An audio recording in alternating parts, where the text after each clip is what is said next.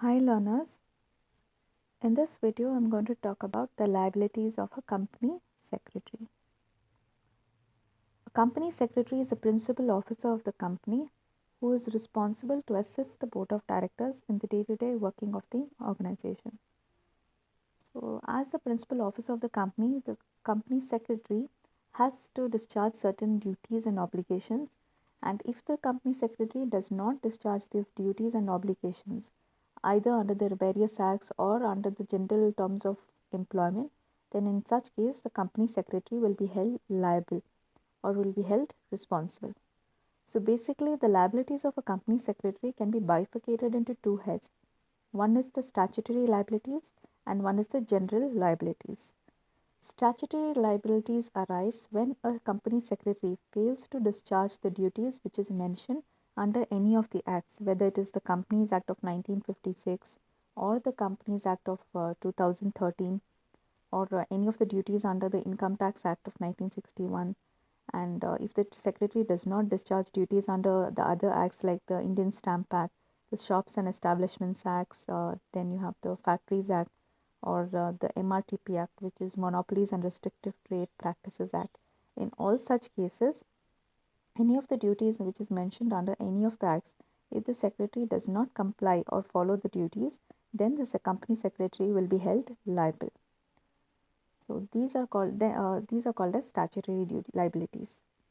On the other hand, contractual liabilities arise out of the general terms of employment which of the company secretary which with the company.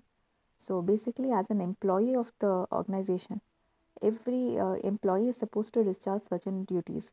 Like they need to serve a notice period before leaving the organization. Every employee of the organization needs to make sure that no confidential information about the company, is leaked out to the competitors or to the outsiders, which will hamper the business growth of the business. So such duties even the company secretary is supposed to discharge as an employee of the company. And if the company secretary fails to discharge these duties as an employee of the company, which arises out of the terms of contract of employment which the company secretary has with the business organization, in such cases also the company secretary will be held liable to compensate for the losses. So such liabilities which arise out of the terms of employment are called as contractual liabilities. Like I mentioned, statutory liabilities arise when a company secretary fails to discharge the duties which are mentioned under any of the acts, which is framed by the government. So, under the Companies Act, company secretary is supposed to discharge various duties, and if they do not discharge the various duties, like holding the necessary meetings, filing a copy of the returns and reports with the registrar, in all such cases, the company secretary will be held liable for not fulfilling the duties which is mentioned under the various acts. Now, face some of the instances where under the Companies Act where the company secretary will be held liable for not discharging their duties are default in holding the statutory meeting. Now, statutory meeting refers to the first meeting which the company has with the shareholders after the incorporation or registration. So, it is the duty of the company secretary to make sure that the statutory meeting is held within the required time frame, and also the necessary documents pertaining to holding of the statutory meeting, that is the notice, agenda of the meeting, and preparation of the statutory report. All these are the duties of the company secretary. Further, the next thing is holding of an annual general meeting is also an obligation on the company secretary. So, default in holding of this annual general meeting, in such cases, the company secretary will also be held liable. Now, annual general meeting refers to the meeting of the shareholders of the company, which is held every year to basically discuss the growth prospects of the company for the past year and also the future growth prospects of the company, and also to declare the dividends to the shareholders. Further, it is the duty of the company secretary to give due notice of the board meetings to the board of directors, and the company secretary is supposed to record the minutes.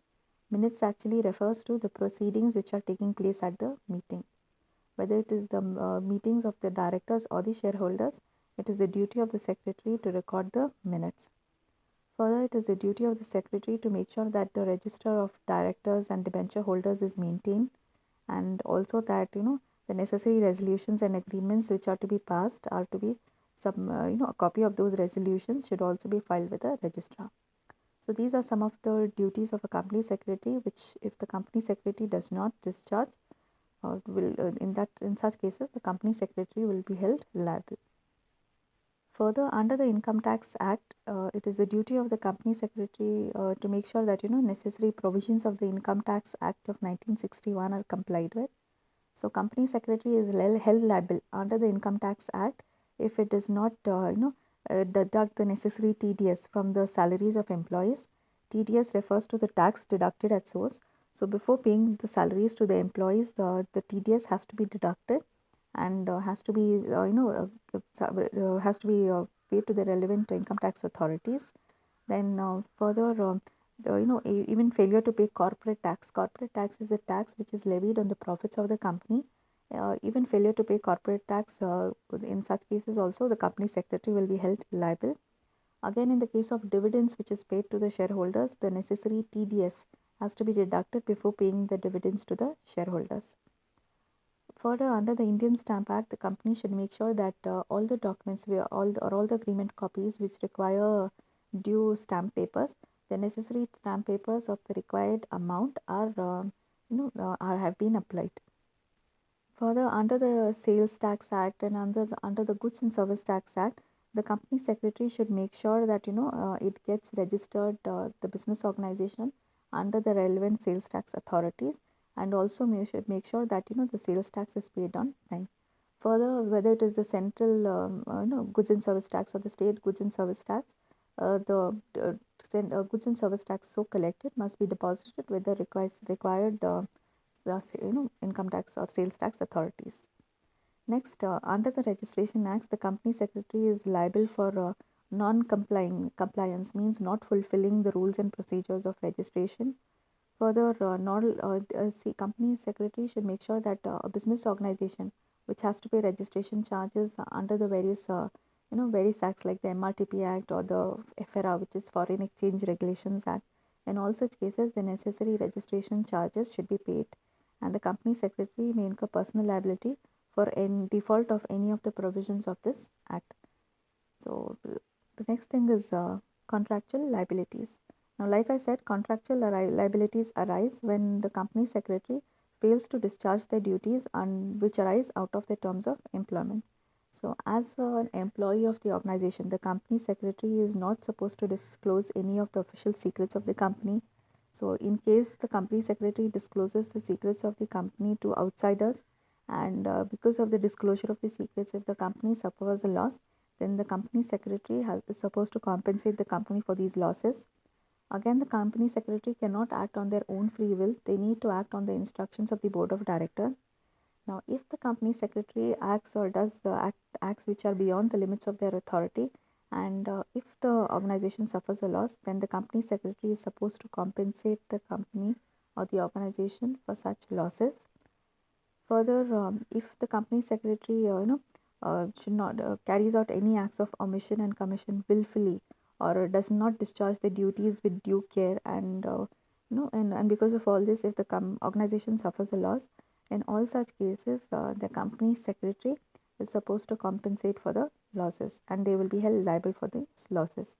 So these are some of the statutory and contractual liabilities in respect of company secretary.